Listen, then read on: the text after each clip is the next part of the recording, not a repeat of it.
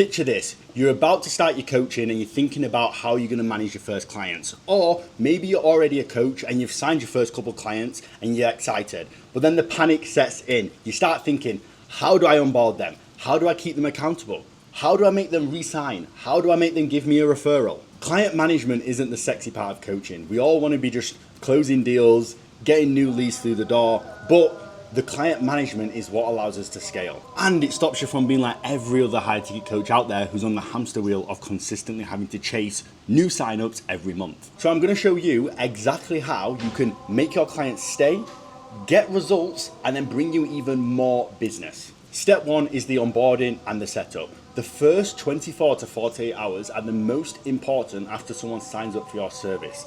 There's a big thing called buyer's remorse, and this is why the high ticket and info space gets a bad rep, is because people are onboarded in shitty ways and they go into a program feeling bad and then they just never succeed because they started off on the wrong foot. So you obviously need an onboarding call. This is where you set their expectations and you learn their lifestyle, and you really need to tell them and let them know like, hey, I know you may have paid $2,000, $3,000, $4,000, $5,000 for this program, but this only works if you put the work in. I can't go to the gym for you. I can't tell you to stop having your cravings, but what I can do is give you every bit of knowledge that's going to help you to do it and be accountable and be one phone call or one text message away to support you on your journey. And I didn't edit that sound in, I actually just got some notifications there. But that's all you can do. So you need to set that expectation so that they have the pressure on themselves and you also have the pressure on yourselves to help them succeed. And when you frame your coaching like this, that they're just as responsible as you are, it stops you from being the scapegoat in case they don't actually succeed. Because with fitness coaching, right, it's very simple. If they just eat the foods you tell them to eat and go to the gym and do the exercises that you tell them to do, for a consistent period of time, over a long enough period, 3, 6, or 12 months, they will see the results. So if they don't do it, it's because they didn't do something and they've done something wrong themselves. Now, the extra things you can do on the onboarding and setup phase to make it even better is like a welcome package, right? This is where you'd have guides, this is where you'd have login links, this is where you go over the check-in schedule.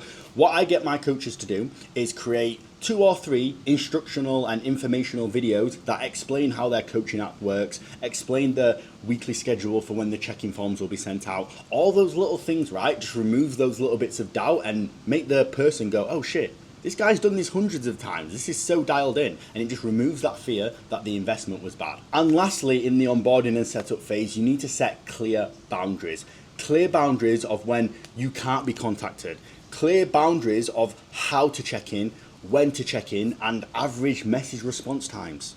Clear boundary of like, we have a 1 hour slot for a check-in call every single week, and I can't go over that or else I'm going to jeopardize my other clients' progress. This sets expectations and puts you as an authority, because even though they've just paid you, you're not the client's slave. Your job is to help them to achieve a transformation, but you also have to achieve everyone else's transformations as well. So you must have that boundary. Now, the action step for you watching this is to create a 1-page onboarding doc that has a schedule, contact rules, and any informational or Loom videos breaking it down how your service works that you can then just, every time you sign a client, send directly over to them, and it's a repeatable, smooth system. Step 2 is check-ins and testimonials. Now, ideally, your check-ins should be weekly, where you track the metrics, like the weight and the calories. You always get them to send weekly progress pics so that you can constantly market these results on social media, and as well as the tangible stuffs like what you can see and how many times they went to the gym and did they stick to their plan. You need to also track their feelings and their emotions. The check-ins aren't just about the numbers and the stats and the figures, they're also about the client's feelings, because as you guys know, being coaches,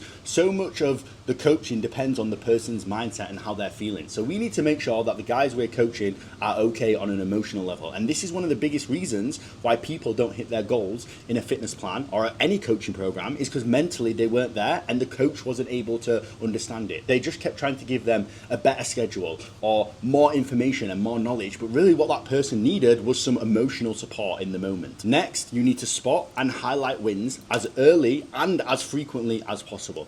Every little win, no matter how big or how small, whether it's they've said it on text, they've said it on a client check-in call, or they said it on their weekly check-in form, you need to be documenting it, recording it, giving them good praise back, and then also marketing that on your story. If a client texts you saying, hey, just lost my first pound, super excited for what the rest of the program's going to come, put that on your story. If a client says, this was the first week that I didn't snack and I actually stayed on my schedule, put that on your story. If it's a 6-week check-in and you can put a huge side-by-side transformation compared to the first week and the 6th week, do that as well. The goal here is volume. You might only have 3 clients, but that's 3 clients who you're texting every single day, 3 clients who every single week are uploading their check-in photos, 3 clients who you are having check-in calls with every single week. From those 3 clients, you could easily find something to post every single day. And that's going to give the perception to the wider audience that you either 1, have more clients, or 2, you're amazing at what you do.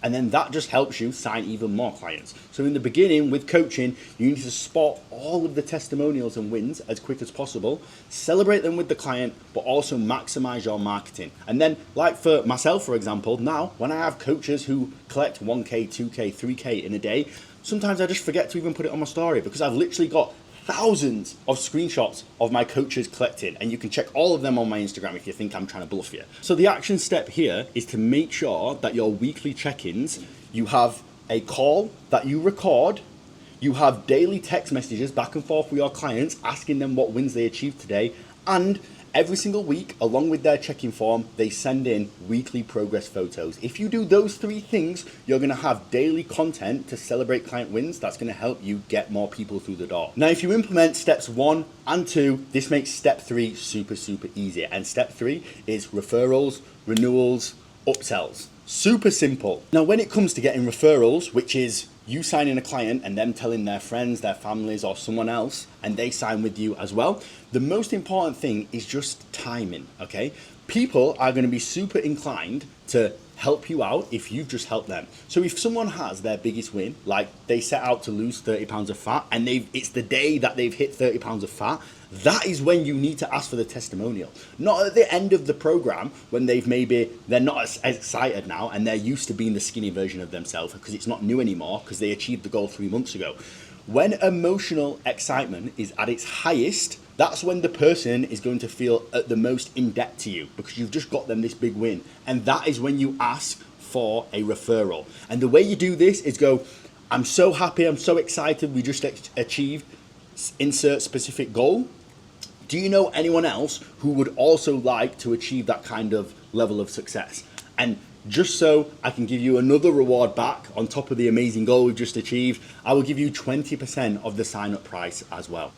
Boom! Like that's absolute gold. Or you can do something even cooler as well. You can also say, if it's towards the end of their program, instead of paying them out a referral fee, you can say, I'll do your next 3 or 6 month coaching plan at half price if you bring me someone. So now instead of paying, 3K for 6 months of coaching, they're paying 1.5K. So you're going to still get paid 1.5K, but then you're also going to get another 3K from the person they bring you. And this is why the 3 R's of 30K a month fitness coaching is results, renewals, referrals. Okay, referrals completely covered. So let's talk about renewals. This is where you actually get your current clients to stay on and extend with you. The key here is to pitch before the contract ends. The problem most coaches make is on the day that the contract runs out, they're like, oh yeah, would you like to sign up again, mate?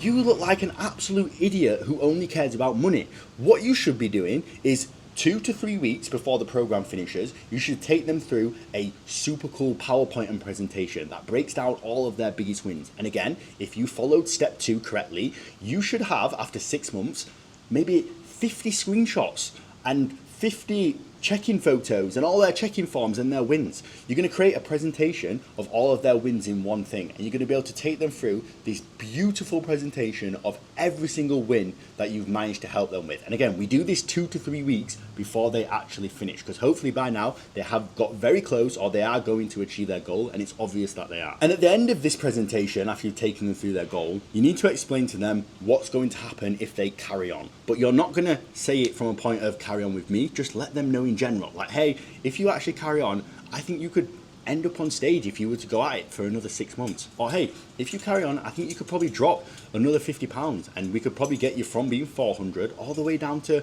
260. Do you think you'd like that? Is that what you want to do? They're going to, of course, they're going to say yes. And you just leave it there. You've now planted the seed of them renewing. So now, when it comes to, 1 day, 2 day, 3 days before they renew, having that conversation with them about renewing, it's not like it's just come completely out of the blue. We've already planted that seed a couple of weeks ago.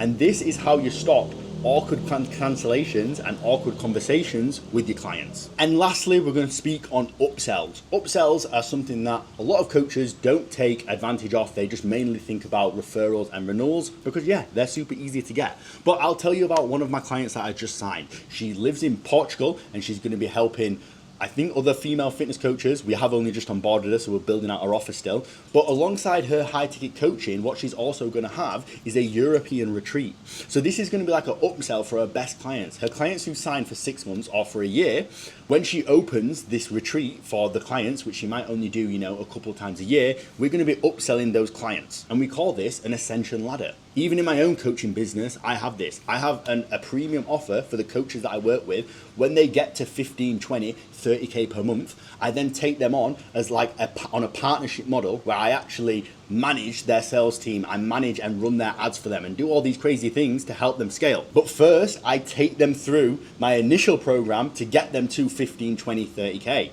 And for online fitness coaches, all of you guys should be doing the same. You should be helping your client lose 10 pounds of fat and gain 30 pounds of muscle, let's say, over a year, and then upselling him to your competition package where you actually train him to become a professional bodybuilder. Or you can have something like a cool getaway. You could book out a villa in Bali, for example, that might cost you $2,000 for the month, but then you'd sell the month access to the villa or the 2-week mastermind, fitness mastermind, whatever you want to call it. Each ticket would be $2,000 and it would be only for your best premium clients who you've already sold to. So that's the other thing, is that you must have an ascension model in your business where the people who buy into your program have an option to buy into something even bigger and even better once they've succeeded. So your action step here is to have a referral script and know and identify the biggest wins so that you can ask for the referrals at the right time. Is to make sure every single client, you build all of their testimonials up so that you can deliver them in a presentation so that you can also get them to renew, and to also think of how you could do some sort of cool mastermind or some cool sort of upsell, whether it be stage ready type of package where you train them to be a professional bodybuilder. Just basically have an ascension model so that you can sell them once and sell them again on something even better. And this is how we took Rodney from 6K a month to 30K a month. We don't just rely on new clients consistently coming through. We make sure we maximize every current client that we have, making sure that they get amazing results so that we get renewals and we get referrals and we can upsell them. So if you want to see how all of my clients structure their fulfillment, go to the description and watch the video at the top line. It's a case study of how we took Ethan from 4K a month to 23K a month in just 60 days. Or just DM me directly on Instagram and say, do you want me to help you out, build your offer, make it perfect? And now you have everything that you need from this video and also the one in the description so that you can actually maximize your client success so you can hit the 3 R's of 30K a month fitness coaching. Peace out.